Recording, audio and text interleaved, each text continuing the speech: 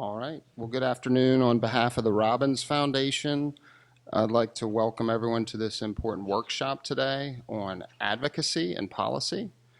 The title of the workshop, just in case you're not sure, is called Advocacy, the Greatest Tool in the Philanthropic Toolbox. So if you're in the wrong room, this would be the time to move. Or too bad, even better, too bad. So while I'm only about 2 months into my current role as president and CEO of Robbins Foundation, I've been fortunate to serve in a number of different capacities with the organization over the past 8 years. And early on, the Robbins team decided that in order to more effectively address the long-standing and entrenched issues in the Richmond region, that we really needed to double down our efforts in the area of policy and advocacy.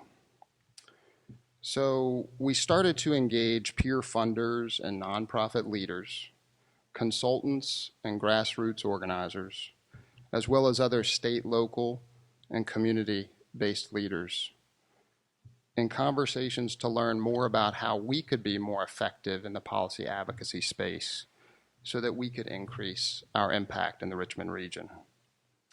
In fact, for those of you who don't know, about 6 or 7 years ago, I remember having a series of conversations with Bill Hazel. Did he leave? He was just here a second ago. A friend and colleague, Bill Hazel, he was Secretary of Health and Human Services back then, 6 or 7 years ago. And we talked about the need to bring Virginia funders together to learn, together to share, and together to collaborate, in particular in the area of policy and advocacy. Well, the following year, Bill proceeded to engage U.S. Trust, which is now called Bank of America Private Bank. I hope I got that right. And Erin Hogan and her team worked tirelessly to put together the first Virginia Symposium on Philanthropy. Were any of you all in the audience at that? That was all the way back in 2017 in where was it? Charlottesville, I believe. So, yep. Well, I had the privilege of serving on the planning committee for that event, and have to say it was a huge success. And really based on that success, at least partly based on that success, Erin, along with our very own Elliot Haspel from the Robbins Foundation, along with a lot of other funding partners, many of which are probably in this room today, put together the strategy and plan to create what we call the Virginia Funders Network. So congratulations to Elliot and whoever else had a role in that. Well, in recent months, the Robbins Foundation has begun to concentrate more than ever on early childhood education and childcare, certainly one of the biggest crises facing our country today. And I'm pleased to say that one of our 3 funding priorities within our early childhood framework is going to focus exclusively on policy and advocacy strategy moving forward. It's very clear to us that any real and long-term solution to the child care crisis is only going to happen through policy change, and that policy change only happens through strategic advocacy. So over the years, I have seen the need to inform and educate philanthropic leaders, both on the board side and the staff side, about the importance of policy and advocacy, and about the common misconceptions about funding these 2 areas. Unfortunately, the misconceptions can often lead to fear and avoidance and missed opportunities that could actually result in the systemic change that we all really strive for in our communities. So this is why the Robbins Foundation is so pleased to support this important workshop today. I know it's going to provide you all with everything that you need for your next steps in your policy advocacy work, whether it's just starting or whether it's strengthening some efforts that you already have ongoing. So with that, I'm going to introduce Pat Matthews here, and she's going to introduce our speaker.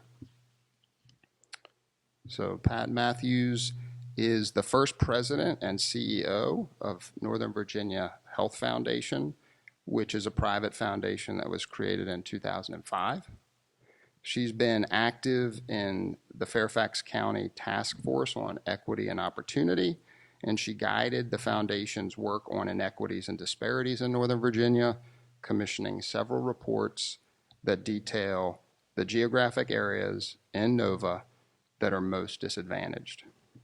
Previously, Pat has worked at Kaiser Permanente Mid-Atlantic, the National AIDS Fund, National Bank of Washington Foundation, and the Washington Post.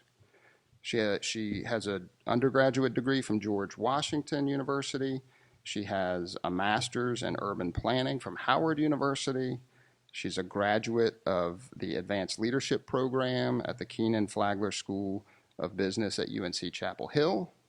And most importantly, she's the chair of the advisory board of the Virginia Funders Network and chairs the, and what's that?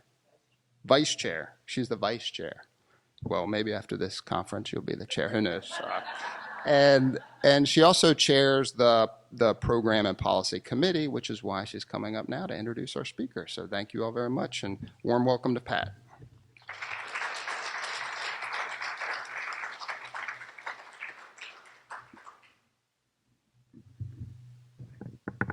Thanks, Chris. Where's Robin? Is that right? Okay. Thank you for your introduction, and thank you so much to the Robbins Foundation for your sponsorship of this important session. So as Chris said, I am the vice chair of the Virginia Funders Network. Mark Constantine is the chair. So just want to make that clear so Mark doesn't hate me later. And I chair the Virginia Funders Network Program and Policy Committee. And that committee's role is to provide guidance to Virginia Funders Network on its programs and priorities, to help VFN networking groups, which I'm hoping you guys have heard about and participate in, helping them make connections across issue silos, and offer advice and guidance to the VFN Executive Committee and the Advisory Board on strategies for engaging the public in public policy and advocacy activities. We believe that policy and advocacy is one important strategy Virginia funders can use to grow engagement, support members, and achieve mission and vision. Because we are a new organization, our work needs to be centered on our philanthropic community here in Virginia. Our initial approach to to advocacy and policy is to focus on educating members, building awareness, and relationship building. And that is the focus of today's session, to educate members, build awareness of policy and advocacy strategies, and to provide opportunities for building relationships among members. So I'm pleased to introduce our speaker and facilitator for today's session, Abby Levine, Senior Director, Boulder Advocacy. Boulder Advocacy is a program of the Alliance for Justice, and it offers tools, trainings, and resources to nonprofits, foundations, and philanthropy-serving organizations like VFN that want to become better advocates. Abby's expertise focuses on lobbying, election-related activities, ballot measures, grant making, and other advocacy strategies for the 501c3 and C4 organizations. Previously, Abby served as the public policy analyst at the National Council of Nonprofit Associations and was an associate in the tax department of Squires, Sanders, and Dempsey in Cleveland, Ohio. That's amazing. The tax department? Hence advocacy. Okay, fine. She has a law degree from Case Western Reserve University School of Law and a BA from American University. Abby is going to help us learn and connect with each other today. She's also kindly offered to spend time after this session from 4 to 5 to answer questions and meet one-on-one with anyone who has specific questions or needs assistance. Before saying, Abby, thank you, and I'm pleased that you could do this, I would just like to say off script that Abby presented to the advisory board of VFN last evening at our board meeting, and she was terrific.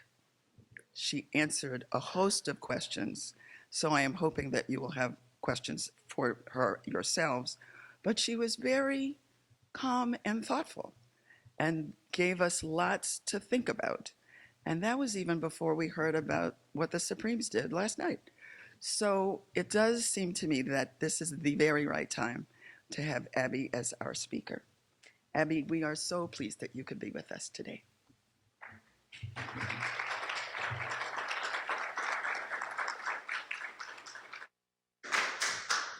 Thank you so much. It's such a pleasure to be here, and I'm so honored to be here at VFN's inaugural conference. And while I now live in Maryland, I've spent the last 20 years living in Alexandria and am deeply invested in Virginia and see the power of the foundations in Virginia. I've served on the board of organizations in Northern Virginia and just know how important the work that you do is and your grantees do. And so on a personal basis, thank you. And I'm just so pleased to be here today. And this is also one of my very first sessions in person after the pandemic, where it's sort of hard to know what it's actually like to talk to people.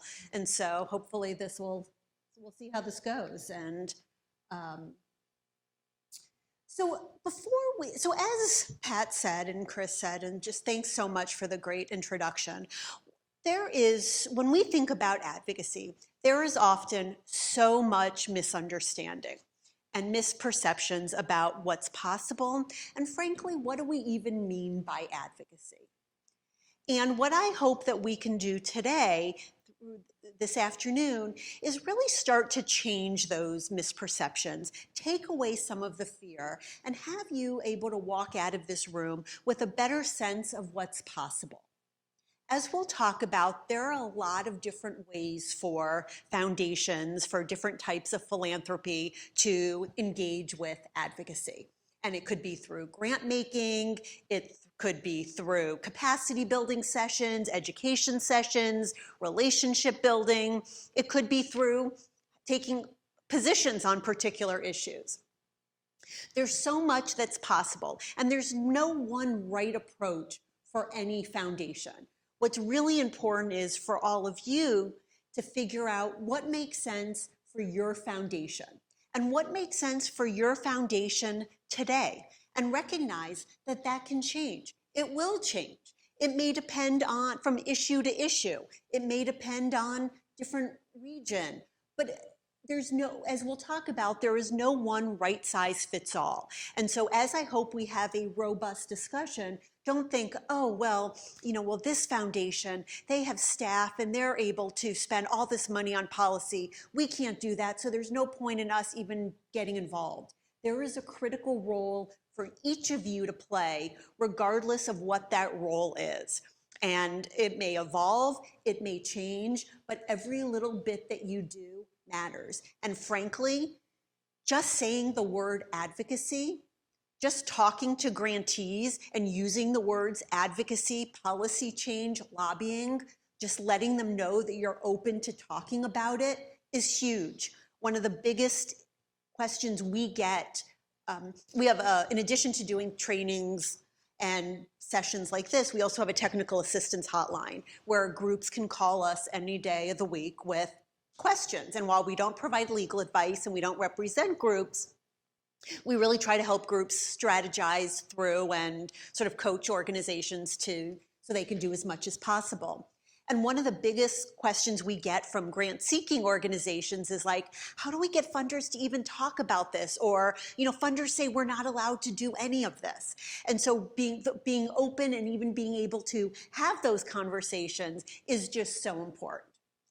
I will also say, and as Pat alluded to it a minute ago, if you have not noticed, we are in some contentious political times. There is a lot going on in this state, around the country, around the world. And so often, I think when people think about advocacy, and I see this a lot from trustees, I see this a lot particularly from foundation staff. When people think about advocacy and think about marching in the streets or, these walking around with very contentious, yelling at each other and, focused on the most contentious issues of the day. And yep, that is a type of advocacy. And there are a lot of rallies for or against in front of the Supreme Court, in front of state capitals today, talking about abortion. That is a type of advocacy. But you know what? Talking about the need for stop signs in neighborhoods is a type of advocacy. Talking about what teachers get paid is a type of advocacy. Talking about whether buildings have to pay property taxes is a type of advocacy. Whether your gifts to different organizations get a tax deduction, that's a type of advocacy. And so I think very often we get so focused on sort of the real big picture, real contentious issues, which are important, don't get me wrong, but in many cases that's a very small pool of what we're talking about. And this big secret is so much of advocacy is the really boring stuff. A lot of it's like what questions are on a form that people have to fill out. And I did a session a few months ago and was talking with some groups out west that fund out of school time activities. And one of the foundations really funded sort of a cross between, with a mix with environmental issues and out of school time. So they liked funding, kids being able to play outside. And they found that based on some of the rules in order to get some state funding or federal funding for their programs, you cannot have any tripping hazards as part of the playground or the outdoor space that you are creating. And what was considered to be a tripping hazard? Trees. So trying to get the rules changed so trees were no longer a tripping hazard that would prevent this outdoor space is a type of advocacy. Sometimes trying to change the regulations so a freezer, can be 2 degrees. I won't even try to name the right temperatures that freezers should be at, but 2 degrees in terms of what food storage is a type of advocacy that can make all the difference in the world. And so again, while we often think about, these big protests and, all this nastiness, and that exists, so much of it is the work that you're doing day to day and that your grantees are doing. And I will argue, and I think I found this with every foundation that I've worked with over the last 18 years, as much as an organization says, we don't do advocacy, I will sort of challenge any of you that if I went to look at your website and looked at what you're doing, looked at who you're funding, I bet I could find advocacy in that. Because again, it's so much more than we might think it is. And that's really what I want to talk about today. So before we get into that, I'd love to just open it up and get a sense of who's in the room. So how many of you are with community foundations or other public charities? Handful. How many of you are with private foundations? How many are with government or other types of entities? Anybody else? Any other category that I left out? How many of you are trustees? A few. Great. And staff. How many of you consider yourselves or your foundations to do advocacy? Great. See, too often we're always preaching to the choir sometimes. And I always joke that we need to call these sessions, particularly when we're talking with grantees, that we always need to call these sessions fundraising, because that'll get people in the room. And because too often people who think, oh, well, this advocacy thing doesn't really apply to us, they're the ones who don't come. And yes. I say it is, yep, perfect. Yep, and we'll talk about this whole spectrum, and there are lots of different ways to approach it. So before we get started, it's sort of with the boring part of the session with some slides, and I will say that I will happily share these slides, and because this is in person, I've not done this in a while, we have the very formal sign-in sheet with your name and email. Very high tech, but if you want to get a copy of these slides and some other resources that I may mention throughout, I'm happy to send those to you after.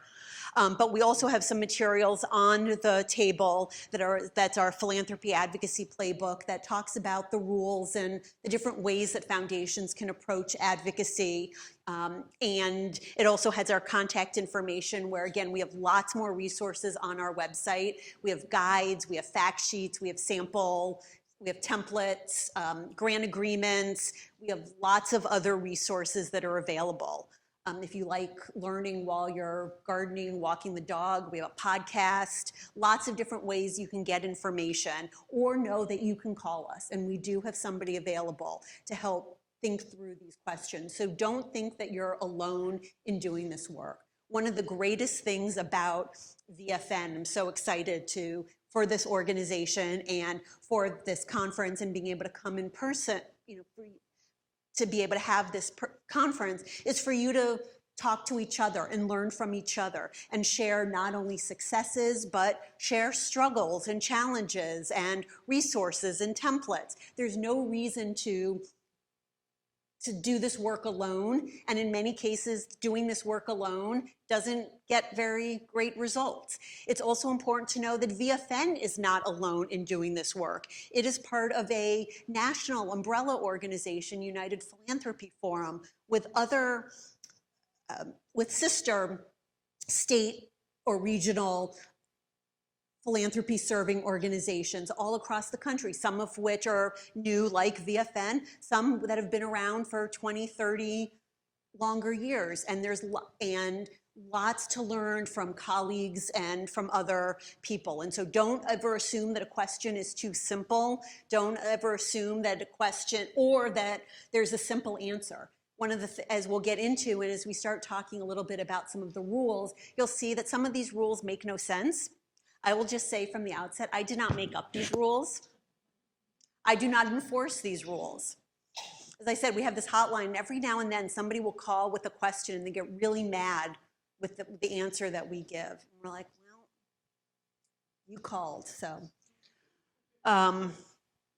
Okay. I should also say, feel free to jump in with questions, thoughts, ideas as we go. I'm going to talk for about 30, 40 minutes, and then we really want to leave a lot of time for conversation, discussion, but feel free to jump in at any point.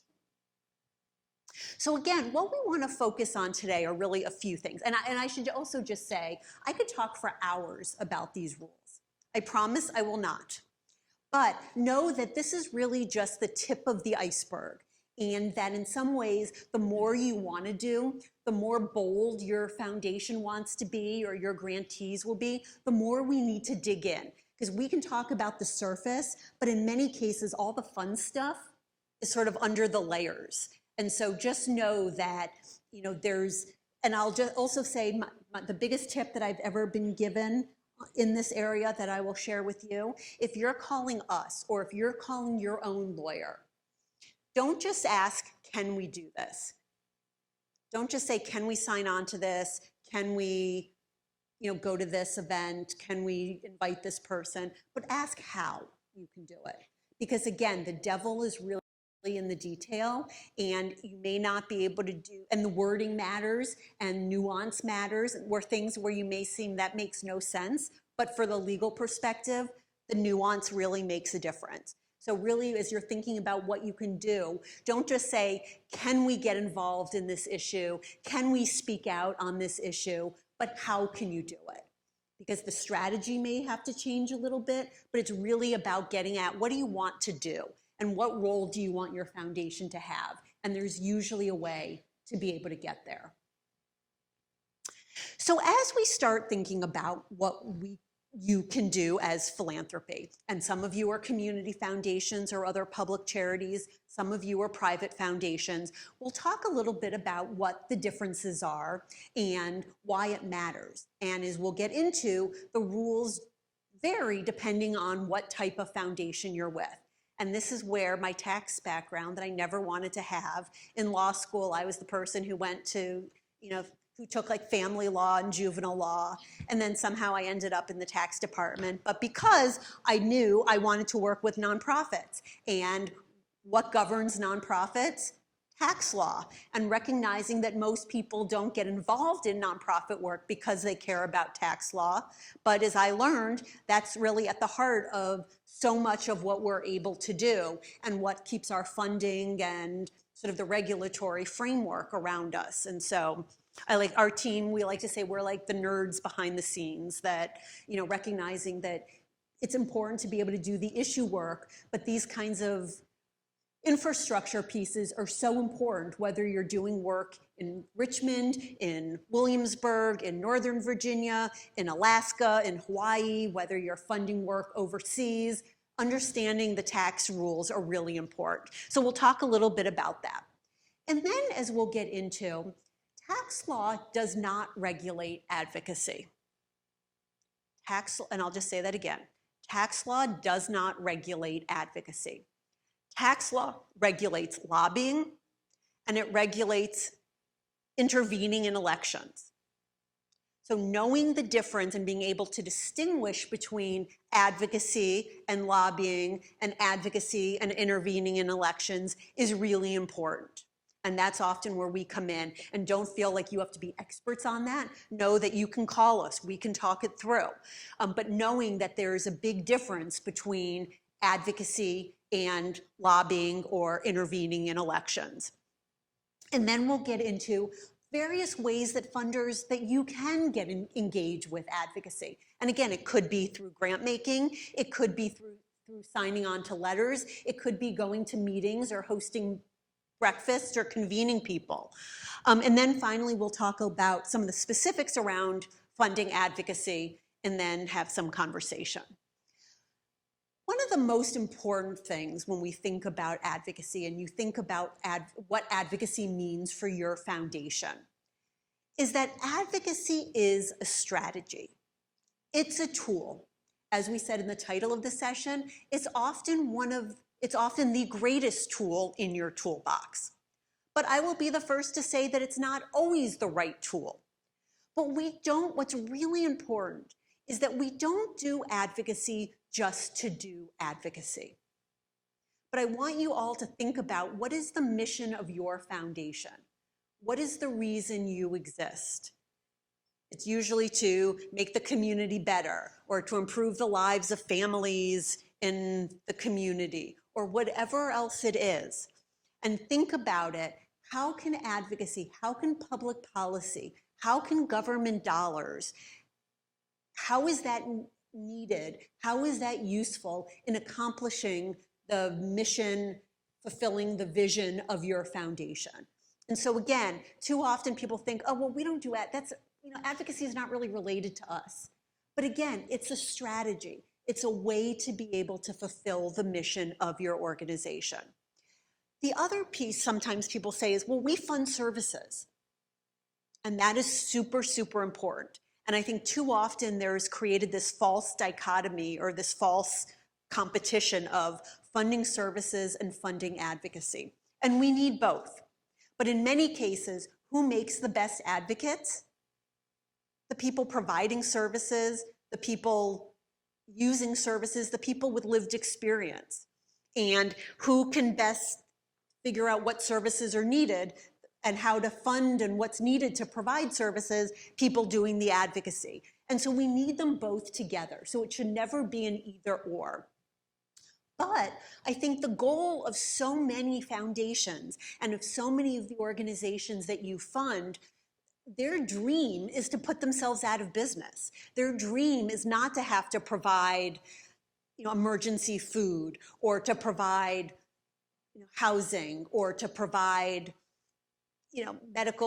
subsidized medical care. Most of it, we want to be able to come up with a system where people in this country can get the education, can get the health care, can get the housing and basic human needs that they need.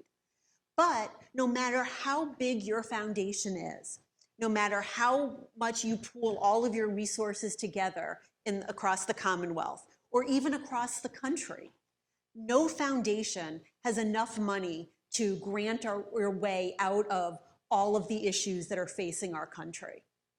And that's really where advocacy comes in. It's not to say don't fund what you're doing, what you're already funding, don't support those organizations, but it's a way to really take it up a notch and to be able to change the systems that you're constantly funding. Advocacy is really long-term. It can be very long-term. It can take a while. And in many cases, it requires years and years and years of relationships. It requires trust. It requires organizations having the capacity and the know-how to be able to speak up and speak out. And there's no guarantee if you engage in advocacy, whatever that means, if your grantees engage in advocacy, that you're going to be successful, whatever issues you want to focus on. But what I can guarantee is that if you and your grantees are not part of the conversation, the issues that you care about, the issues that your grantees care about, will never get addressed. And one of the biggest secrets in terms of advocacy is that, again, while lobbying, while calling legislators and saying support this bill, or talking to people and saying we need you to call your legislator about the budget, while that can be really important, that's only a small tip.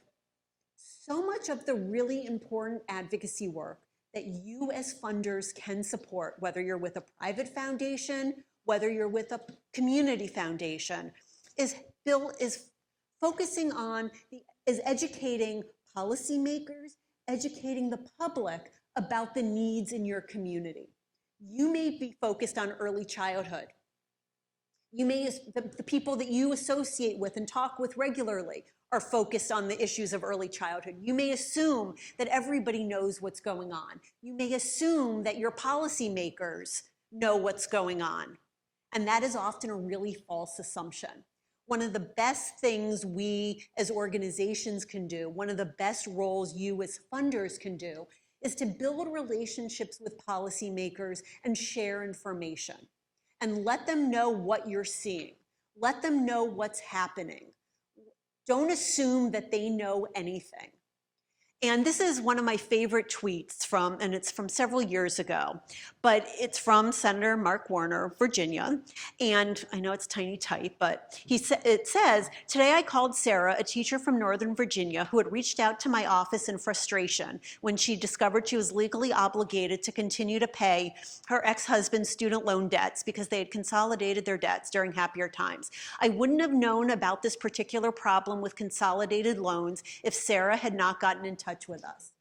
That right there is at the heart of so much of what advocacy is. I also love this because I wish it were this easy, where he then goes on, "She must have been in a class when I called her, but I left her a voicemail knowing I introduced legislation today that will fix the problems." If only it took one phone call and legislation gets introduced and a senator tweets about it.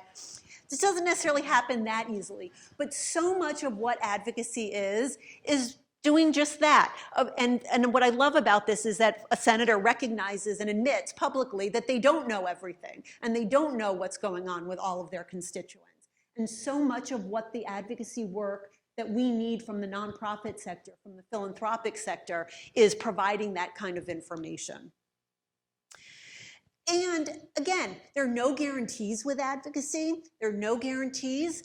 But what, again, we can pretty much guarantee that if we're not talking about issues, what we want won't happen. And again, just showing that, advocacy, even lobbying, was really successful during COVID, during the pandemic, in getting paycheck protection loans, which for so many organizations would have closed their doors or would have not been able to provide the services that they needed. And so again, it works. Doesn't always work, and it doesn't always work the first time, doesn't always work the second time. Sometimes it may take 3, 4, 5, 6, 7, 8, 9, 10, however many years. And as we see, again, as we're seeing right now, we can't assume that just because we got a success or we got something changed, it's gonna stay that way. A lot of it is monitoring and paying attention to what's going on. But again, advocacy can make a difference. Now, again, there are a lot of tax. So again, as I've mentioned, as I threatened, tax law is really at the heart of what different foundations can do. And there are a lot of different types of tax-exempt organizations. The tax code has over 30 different types of tax-exempt organizations, from your 501c3s that all of us in this room are with, to your 529 college savings plans, or your 401ks, or all sorts of other letters and numbers of entities that don't have to pay federal income tax. But there are several different types of categories that are much more involved in terms of the charitable educational sector, and that tend to get more involved in the advocacy work. And those are our 501c3 organizations and 501c4 organizations. And even within the category of 501c3 organizations, we have two types: private foundations and public charities.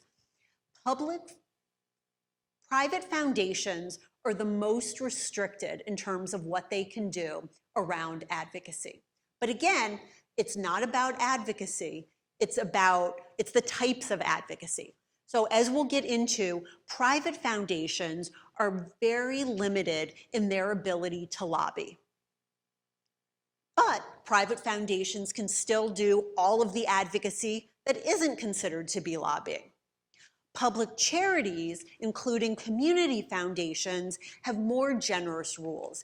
Community foundations can lobby on behalf of specific bills, on behalf of specific ballot measures.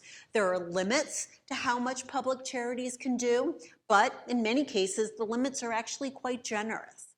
So knowing what type of organization you're with is really important. And that's also one of the great things about being parts of organizations like VFN or other types of funding networks, is that there may be some foundations where, there may be a conversation that you really want to have, like a few years ago with Medicaid expansion, where private foundations couldn't call legislators and say, we need Medicaid expansion to pass right now, but community foundations or public charities could, or knowing who can sign on to what letter, or saying sometimes like, oh, we can't do this, but let's call our friend and they can do it.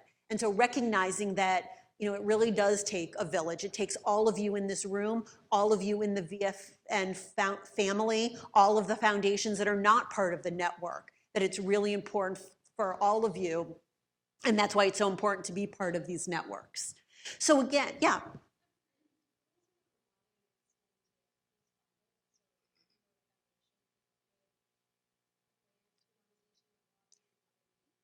Yeah, so the question has to do with funding, and can a private foundation give a grant to an organization that lobbies and have it not be considered lobbying for a private foundation? And the answer is yes, and I will get to that in terms of how the grant is made. And so again, while private foundations essentially private foundations essentially can't lobby. Nowhere in the tax code does it say that private foundations can't lobby. Instead, what the law says is that a private foundation is subject to a very heavy tax on any money that's spent on lobbying. And that's money that's spent for staff, that's money that's spent giving a grant where it's going to be spent for lobbying. And the tax is imposed not just on the foundation, but also on the trustees or the managers who personally approve the spending. And that's essentially what serves as the prohibition on private foundations lobbying. So private foundations, again, can't spend money directly for lobbying, but yes, there are lots of ways that you can fund organizations that lobby, where even your dollars can be used for lobbying, but it's not considered you supporting the lobbying. So we'll get to that, I promise. So public charities, on the other hand, can do more. And public charities can lobby subject to pretty generous limitations. But again, these rules have to do with what's considered to be lobbying, not what's considered to be advocacy. And so we're going to walk through briefly what the difference is between lobbying and advocacy. And again, I can spend hours talking about that, but I promise I won't. But in these materials, and I'm happy, I will send you the slides, and we have lots more information in the playbook that talks about these rules in more detail. But again, it really gets to at the heart of what is the difference between lobbying and advocacy. For public charities, whether you're with a community foundation, whether it's one of your grantee organizations, public charities can lobby. And they actually have a choice of how they measure their lobbying. There are two different tests that organizations can use to determine their lobbying. There's what's called the 501h Expenditure Test, and there's what's called the Insubstantial Part Test. One of the greatest things you as funders can do is provide information to your grantees about this. And again, I'll talk about this in just a minute. We have lots of resources on our website, but even letting your grantees know that they can lobby is really helpful. And sometimes one of the things we often hear from grantees is, well, if we tell our funder we lobby, they're not going to want to fund us at all. And so again, being able to talk about this, being able to share information with grantees. So the tax code says, from right in the tax code is the definition of a 501c3 organization, that organizations can lobby as long as lobbying is not a substantial part of its activities. Which sounds really good, right? All right, we can lobby as long as it's not a substantial part of our activities. Problem is, even though this has been in the law for over 100 years, never bothered to actually define what substantial means. Never really bothered to define what lobbying means.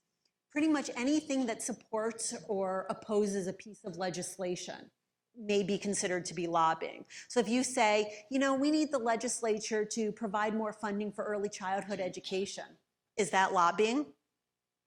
I have absolutely no idea. And under this insubstantial part test, even though we don't really have an amount, we don't know what's considered substantial, based on some old rulings, most tax practitioners encourage organizations to spend no more than 3 to 5% of their activities on lobbying.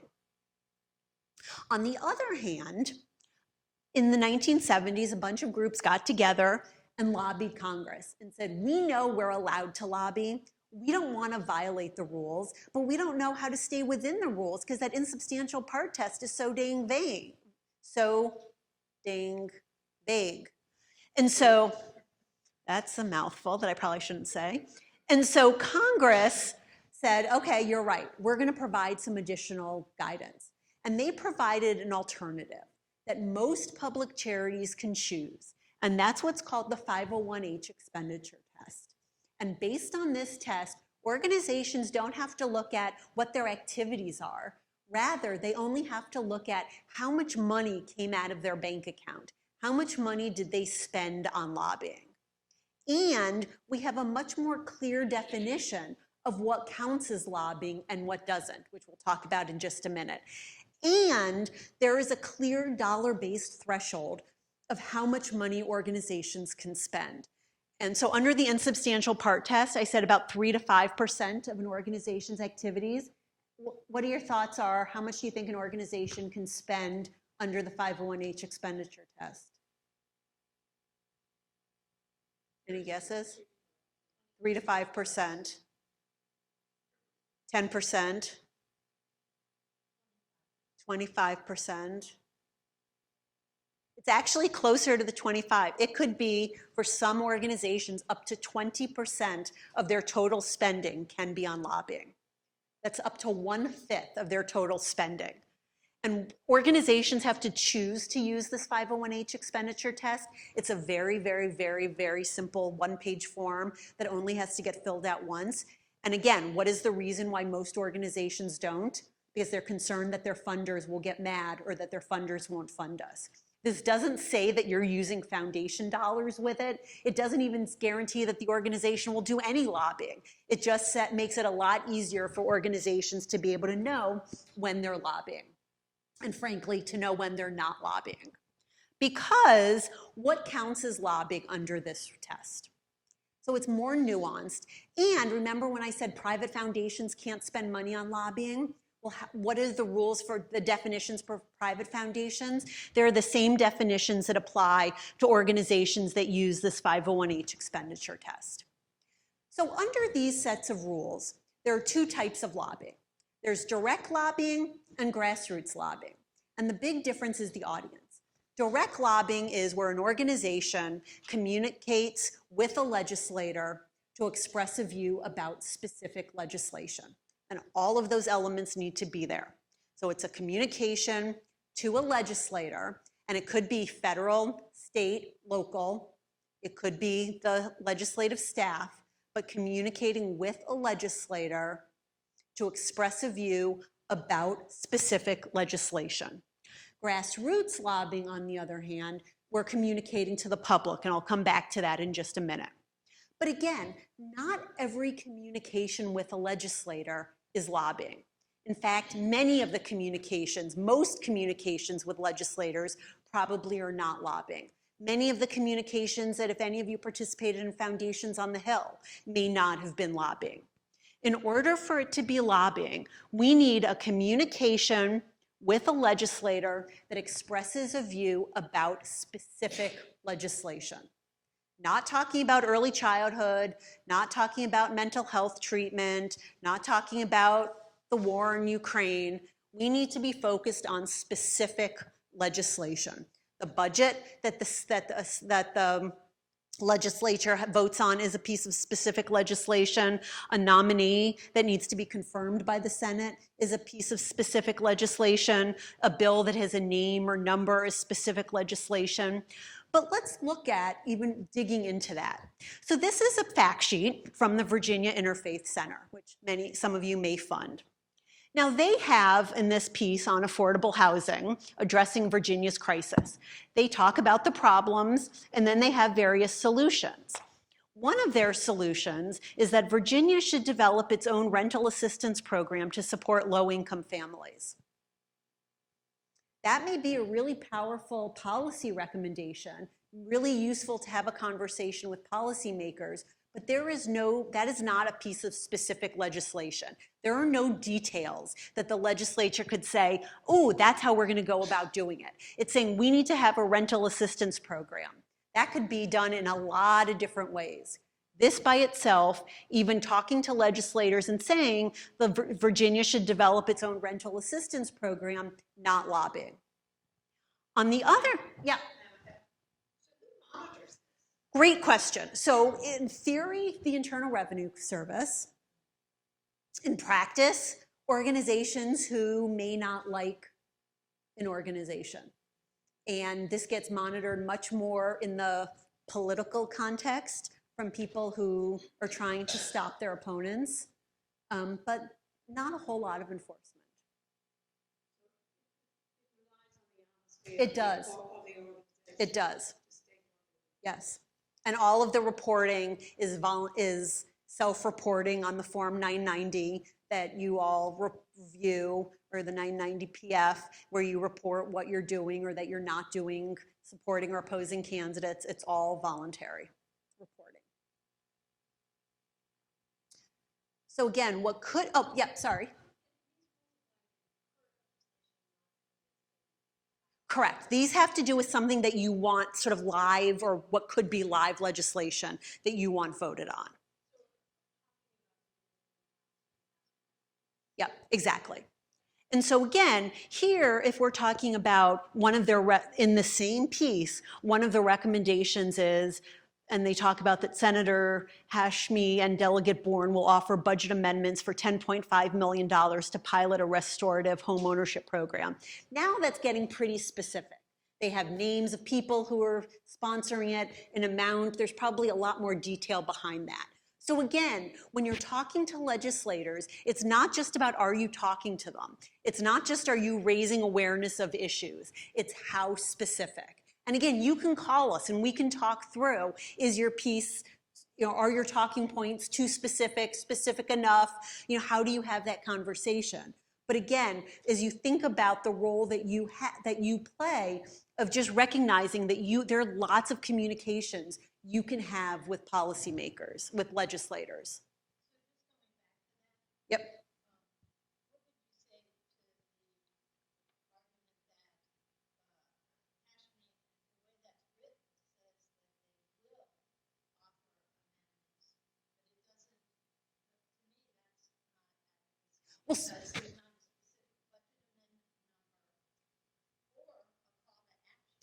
So that's, yep. So right now, and that's sort of, you're getting sort of ahead of me for just which, and this is in some case not the best example. But here I'm just trying to illustrate what specific legislation is. And even though it hasn't been introduced yet, if you're saying we want them to introduce this budget amendment for $10.5 million to do X, Y, and Z, no. But you're right. In this piece, it doesn't. but I'm just trying to pull out what could be. So if the organization were to call a legislator and say, we support the budget amendment that Senator Hashmi and Delegate Byrne are introducing, that would be. You're absolutely correct. This is also one of the reasons why, or if they were to send this to legislators,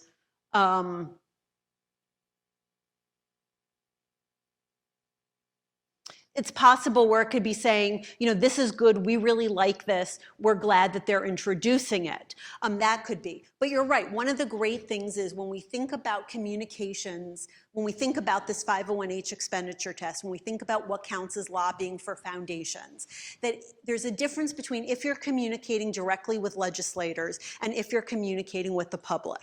So in a fact sheet like this, with something that goes up on an organization's website, an op-ed in the newspaper, an interview that you're giving. Even a private foundation that, as I said, can't lobby, a private foundation can write an op-ed saying, we want Senators Hashmi and Delegate Byrne to introduce this budget amendment, or we think this budget amendment, Senate Bill 5, is the most important thing for families in Virginia. And if it's not passed, it's going to be devastating. And that does not count as lobbying. Because when we're talking about communications to the public, there needs to be a call to action where you need to say, so call your legislators and tell them to support it, or provide a way for people to contact legislators. So again, when we think about what's lobbying and what's not, it's important to recognize that, and we walk through sort of all of these elements. So is it a communication with a legislator that expresses a view about specific legislation? And you need all of those. Or are you communicating to the public, expressing a view about specific legislation? But even if you are, that doesn't mean you're lobbying unless you have this added element, this call to action. The other piece that's really important is, again, when we're thinking about what constitutes lobbying, it's something that needs to be voted on by a legislative body or by the public for a ballot measure. Once a law has been passed, so for Medicaid expansion, some of you may have been supporting Medicaid expansion, others of you may have said, no, we're not going to get involved. But once it passed, and now it was up to educate people in the state about what it meant, who was eligible, what are the benefits. That's no longer lobbying, because now you're talking about an existing law. Encouraging, working with agencies, whether state agencies, federal agencies, about regulations, about policies, not considered to be lobbying. Seeking enforcement of existing laws, as we talked about, or trying to encourage the president or the governor to issue executive orders, not lobbying. So again, so much of the policy work that you do, that your grantees do, don't even hit the definition of lobbying. And again, I could spend a lot more time going through all of this, but just know that, again, when we think about the difference between lobbying and advocacy, lobbying is, if we think of scales, sort of lobbying is this tiny low, or is the high piece up here that doesn't weigh a whole lot, and the advocacy is the much bigger piece of the pie. So again, there are a lot of ways that you as foundations can get involved in advocacy. As we talked about, private foundations can't lobby, but you can do all of the things that aren't considered to be advocacy, or that aren't considered to be lobbying. And as we think about the role that foundations can play, there are lots of different ways to think about this, and lots of different organizations and consultants have slightly different models of this. But I like to think about it as, and sort of on one end, which is sort of the capacity building, where you're providing resources to help your grantees, to help your nonprofit partners understand what they can do, and that's what you're doing. Or on the other end of the spectrum, you are supporting particular pieces of legislation if you're a community foundation, or you're signing on to letters about other types of policy if you're a private foundation. And there's everything in between. And even though this is a scale, or this is a sort of chart, there's no right or wrong end. One of the greatest things that foundations can do is build the capacity of your grantees. And I know there's, conversation in this state that there are people on and probably on your boards, very different sides of the political spectrum. And do we get involved? Do we support, will we alienate people in our community? And you decide, well, we don't want to get involved in advocacy. Again, you can decide which organizations you support. And no foundation is ever really, whenever foundations say, well, we just want to be neutral. No foundation is ever really neutral. You're deciding who you fund.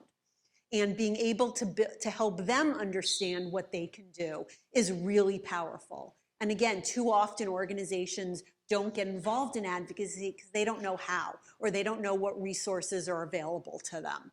And so building the capacity is important. And it's important to not just wait till there's a policy window open. Don't just wait till there's a crisis. Don't just wait till there's a new governor. Because it takes time. It takes time to build, for organizations to understand what they can do. It takes time and money to build trust among organizations and for organizations to figure out how to work together. So a great thing that you can do as funders is, again, to help support the capacity building of your organizations your partner organizations. Or you can start, saying, all right, we're going to focus on early childhood and we're going to support particular, we're going to talk about why the government needs to invest in early childhood. That may be talking about, advocating for particular issues. Or maybe you'll say, we think transportation is really important in our community. There doesn't really seem to be any conversations happening about that. So let's bring people together.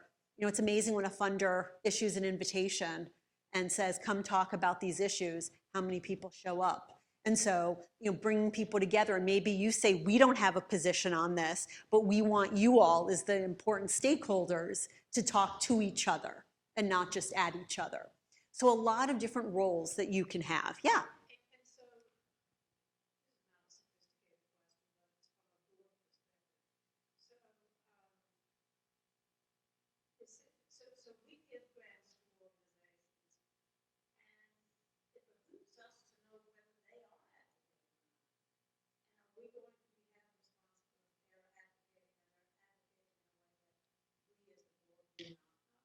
So usually, it's actually maybe that is a sophisticated question because it gets to two pieces.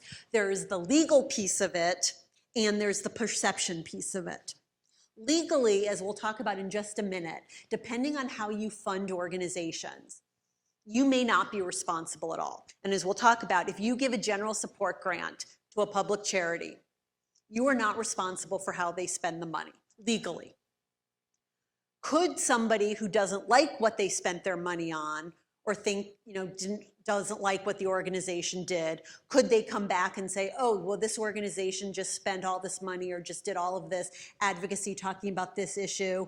Guess who was behind them? Who funded them? Yes. And so when we think about this, there are two pieces of it. There's the legal implications, and then there's the community relations, public perception piece, which I will say as a lawyer, it's much easier to talk about the legal piece. That's the easier, cleaner piece. But this is why it's important to build the capacity of grantees, to trust in the grantees that you're funding, to be able to have those open conversations with your grantees so and you're not surprised or you don't find out the same time it ends up on the newspaper. Again, too often, people don't have the conversations with their funders because they're just so afraid. And so being willing to have those conversations or being able to provide the support to organizations so they can do it right is really important. And again, there's some foundations who say, we're only going to fund or we'll only allow our grant dollars to be used for positions that we've already taken and that we know about and we sort of approve. There are other foundations that say, no, we believe in the community. We believe in building a strong nonprofit sector. We're going to invest in strong organizations, and we're going to trust them to do what their community, what their constituents think is necessary. And saying, you know what, we're trusting them to do what's right. And those are, can be two very different things. But again, there's so much that's possible for private and public foundations to do. And so signing on, some of you may have over the last few years, signed on to letters to extend the census count. For instance, there were a lot of issues with the 2020 census, and there were lots of issues about whether it was undercounting people, whether it had arbitrary short deadlines. And there were a lot of philanthropy, and this was probably one of the greatest united fronts with philanthropy of letter with like over 400 or 500 foundations signing on saying, please extend the count, the census count.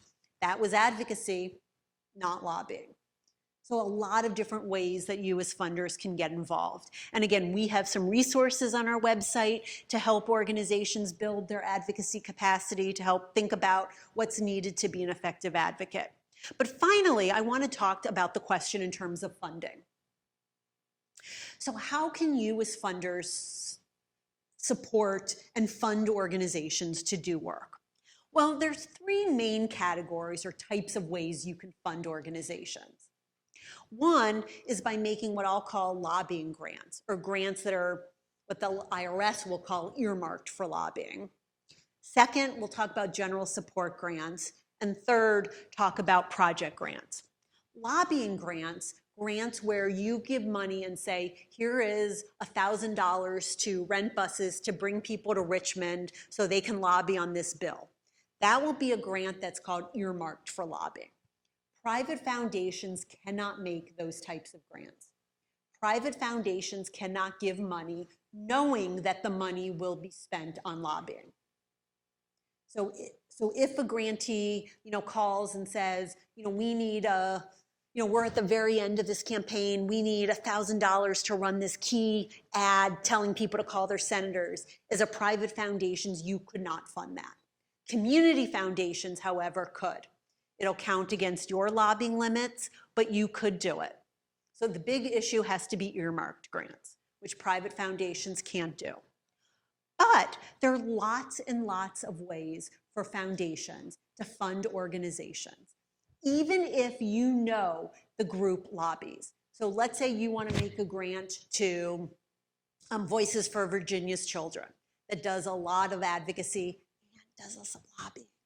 They lobby, but it's okay. They're allowed to. You can fund them. And you can decide, we're going to make a general support grant where you basically say, all right, we trust you. We know you know what you're doing. Here is $50,000 or $10,000, $5,000, whatever it is. Groups love unrestricted general support grants. You can give them a general support grant. And the best thing is, you don't have to ask what they're going to spend their money on. And in fact, when you're making a general support grant, it's better not to know what they're going to spend their money on.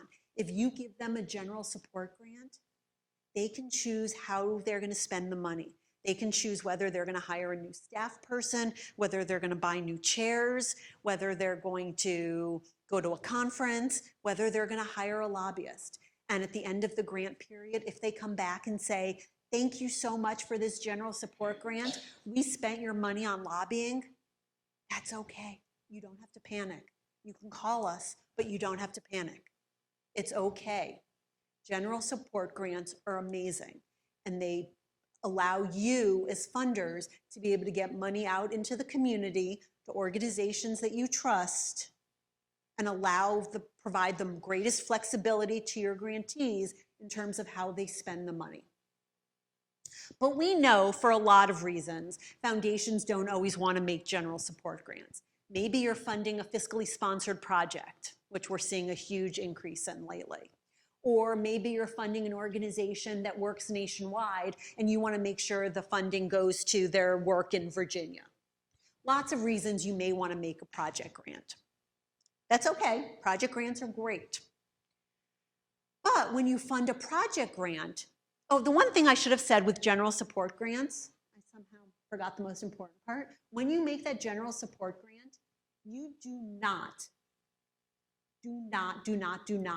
in your grant agreement, do not need to have a sentence that says you cannot use any portion of our funds for lobbying. I won't ask you how many of you have that in your grant agreements, but I will ask you all to go back and look. That language, that one clause, creates most of the work we do at Boulder Advocacy, where groups call us and say, we know we're allowed to lobby, we're not anywhere close to our lobbying limit from tax law, but our funders won't let us lobby. And so that's the biggest piece. You do not need that restriction in your grant language. Adjourned. What? Meeting adjourned. Meeting adjourned, exactly. Thank you, Ed. But again, for project grants, you also don't need that language in your grant agreement. But you do need to get a little bit more information when you fund a project. General support grant, you say, okay, they're a public charity, we're gonna make a grant, the end. For a project grant, you actually need to get a budget. And you not an organization budget, but a project budget. And one of the hardest things for organizations, for grantees to do, is figure out how they're going to define their project and what is the scope of their project. But they need to figure out what the scope of that project is and then provide a budget to you. And the budget needs to indicate how much of it will be spent on lobbying and how much will be spent on non-lobbying. And then your foundation can make a grant up to the non-lobbying amount. So let's say we have this organization that has this project budget where they say we have this $100,000 project. We're going to spend $40,000 on lobbying, $60,000 on non-lobbying. Maybe it's direct service, maybe it's regulatory work, maybe it's all that non-lobbying advocacy, who knows?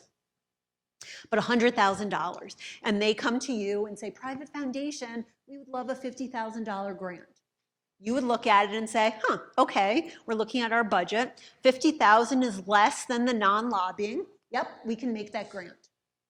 And even if the grantee spends that $50,000 on lobbying, not a problem. The key is you can't be the only funder of the project. There needs to at least be another funder or a really good bake sale or something. There needs to be another source of money. And now they go to another grant foundation and say, okay, we got $50,000 for this project. We now need another $50,000 for this project. Can the second foundation make this grant? Again, the second foundation will look and say, here's their budget. They want $50,000. $50,000 is less than non-lobbying. Yep, that's good to go. The key is, if the foundations, again, have that language in the grant agreement that say you can't use any of our money for lobbying, this doesn't work. Because if a grantee gets 2 grants for this project, so they've gotten $100,000, which is their total budget, but both funders say you can't use any of our money for lobbying, now the grantee has a problem. They can only spend $60,000, and they still have a shortfall in what they want to do. So again, those restrictions are off. I like to think of it as like belts and suspenders. And as funders and as trustees of funders, it's your job to protect the foundation, and that is what your fiduciary duty. But you need a belt. You can make sure the pants stay up by a belt. You make sure you're staying legally protected. That could be using the safe harbor, making sure that your grant is less than the non-lobbying amount. You also need the suspenders, which is the other rule, that's the other part where you then say, but you can't spend any of our money on lobbying. That if you put both of those together, it doesn't work well for the grantees. And so again, there are lots of ways you can fund organizations, even though they lobby, without it coming back and being treated as if you directly funded that lobbying. And again, that's the biggest thing for funders. And so again, we have sample grant agreements. We have happy to talk in much more detail. Yeah. Sure. So, not to get into the weeds on this, just curious if you had the restriction about not using it for lobbying from the first Yep. foundation, and thus 50,000 was taken out of the 60,000 budget, which leaves 10,000 not Yep. lobbying. Can the other one come in and now look at that as a threshold? That's a great question, and there's not necessarily a clear answer to that. Some of it depends on the foundation's comfort level. We are actually working on a project that's funded through the Robert Wood Johnson Foundation to try to come up with a sample template that we're hoping that most funders will choose to use for this. One of the biggest challenges is that every foundation applies this rule slightly differently and asks for different information from grantees and different levels of detail. And so And it's one reason that some foundations don't use it. So theoretically, it's important. And so again, as we've been talking to lots of foundation counsel, some foundations want to know that as long as there's another funder, there's another 50,000, they're okay. Other funders want to know, how much of the money is available. Theoretically, the less information that you get as a foundation, the better. Like some foundations basically say, do you have another funder? Or do you swear that we're not the only foundation funding this, that you have other money to cover it? And that's all they want to know. So again, different levels of information. Yeah. Love it. As a board,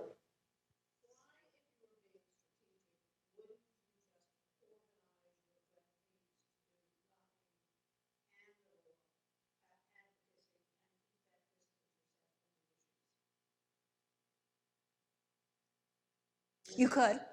And some funders do that, where they'll just give general support grants, they'll choose the organizations, and they'll fund those organizations, absolutely. Some of it depends on, sometimes the foundations want to or feel like they have a role, or their voice can make a difference, or they can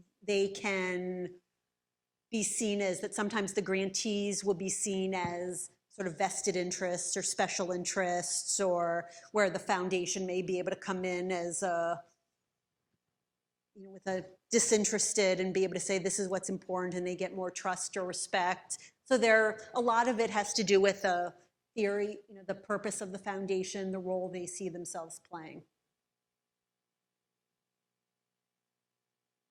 So again, there's no right or wrong to this. And that's the key, that every foundation approaches this differently. And there are some foundations that, we see, and I'm sure some, where they, it'll give a grant and it'll be like, or even when they put out RFPs, we're looking for organizations that will do these things, and are basically hiring someone to carry out the foundation's work. Other foundations say, okay, we're here for a greater Williamsburg. Who are the groups in the community? Who should we fund? And it's all about the level of control, the role that the foundation sees themselves playing. And everybody has a different view on what's better, what's appropriate, but a lot of it's in the eye of the beholder. So now, and we're almost on time, it would be one of the things that we wanted is not just to spend all this time talking about the rules, but to really have you be able to sit down and being able to be face-to-face with some of your colleagues, sort of talk through some of this, and happy to spend some time answering other questions you have about what's possible, but really wanted to have you in sort of groups and at your tables sort of talk through these questions. Sort of the first one is, what has been your foundation's most significant barrier to engaging in policy and advocacy? And for some of you, it may be, what have you done to overcome those barriers? Second, if you are engaging in policy and advocacy work, what has helped you advance policy change in your work? Probably not the best worded question. And then 3, what else could be helpful from border advocacy, from VFN, from other funders, partners, consultants, for your organization to get the buy-in needed to move the needle forward? So we'll give you some time to let you discuss. Or to get more coffee, whichever you prefer, both.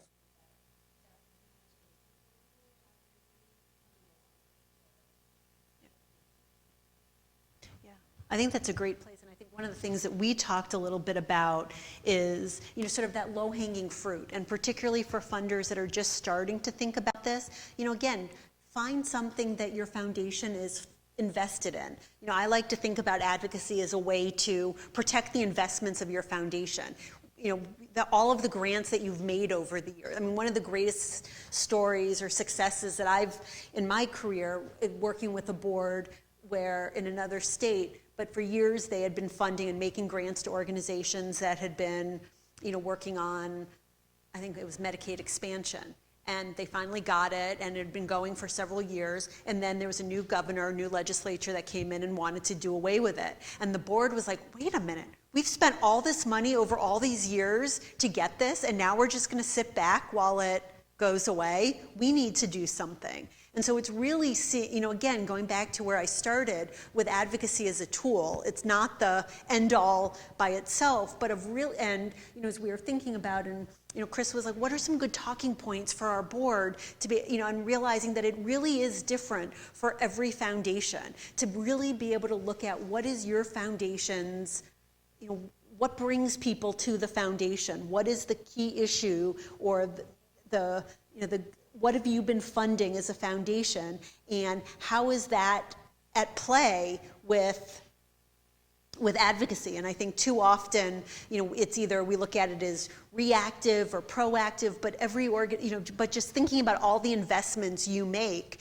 and all of the ways you spend time, money, capital, reputation in your community, think about how do you protect that? And in many ways, or how do you leverage your funds? Again, recognizing that there are only so many grant dollars you have, but how can your grantees do a lot more?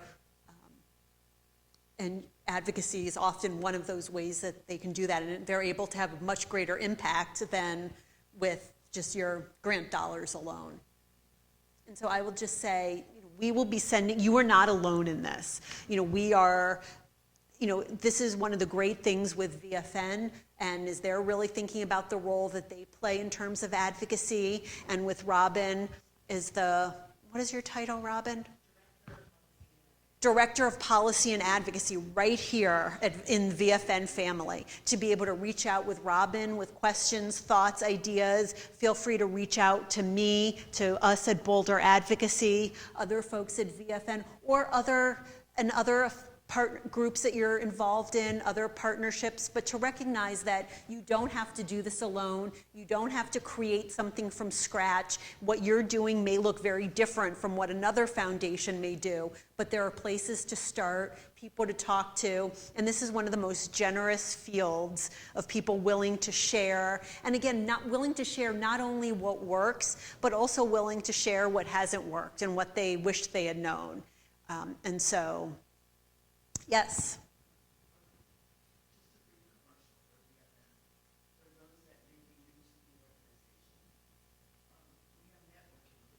So sure, so you can either call us or email us, and we have somebody available every day to respond to questions. And depending on what the question is, or it may route to somebody, for instance, we do have some staff in Texas, so we do a lot of work with philanthropy advocates.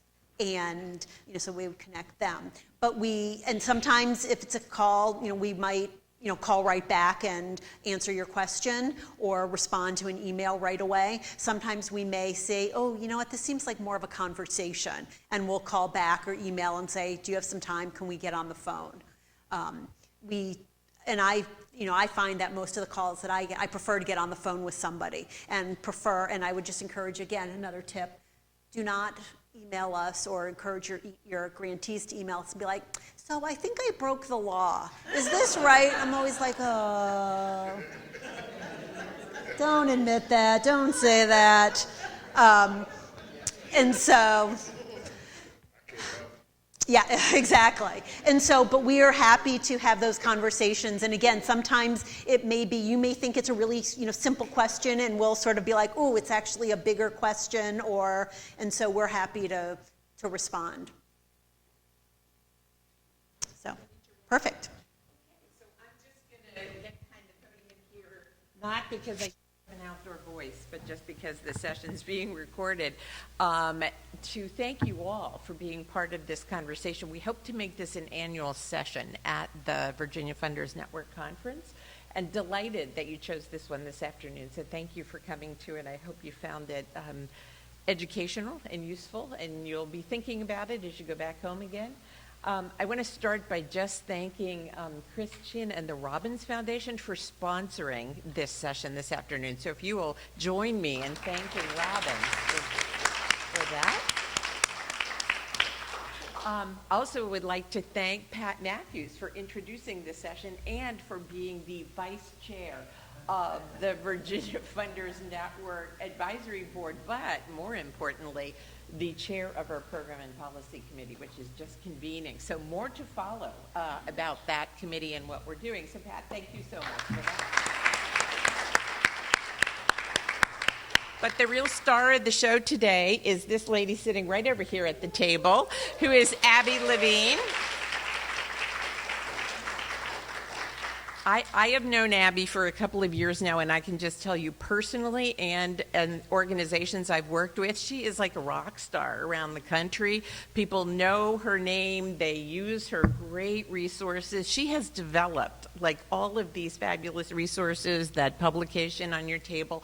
She is the power behind all of that, and I can't tell you how many foundations she has worked with around the country and groups like VFN and helped us learn more and understand what we can and can't do, but more importantly, accomplish our mission. So, Abby, thank you so much for being with us. We really appreciate it.